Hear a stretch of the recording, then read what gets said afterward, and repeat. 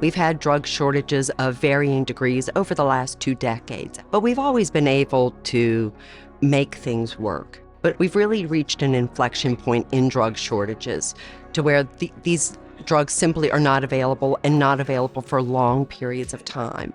So what does that mean, from a healthcare perspective and from a patient-doctor relationship?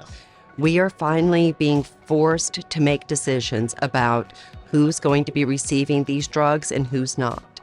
So whether that's a patient who has curative intent or a palliative care, we are having to have those decisions as a care team as to who can have the drug.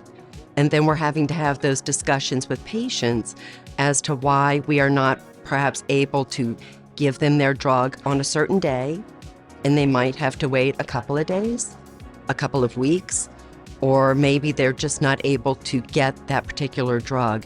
And those are conversations that we should never be having to have with our patients as part of our, U.S. healthcare delivery system.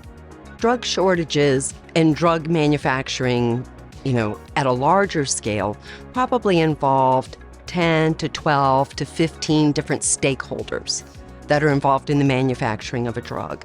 And so being able to fix that in isolation is not a reasonable expectation. Only when we are transparent about the root causes, how did we get here, the market dynamics, and then come to the table ready to talk about solutions from every segment of that supply chain, whether that's a manufacturer, a PBM, a distributor, or a policymaker, that we can really have meaningful dialogue and attempt to make lasting changes. There really are a multitude of ways to think about addressing drug shortages. The first would be to create stability in the market. So to create stability in the market from a supply side for the manufacturer, and then from a pricing structure, which benefits practices, distributors, and the manufacturer. So first, stability. We need transparency.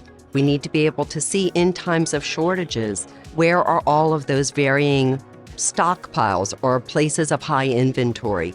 And then what does that look like from a global perspective, and being able to share those much needed drugs to a facility who may not have any in order to address the needs of our patients.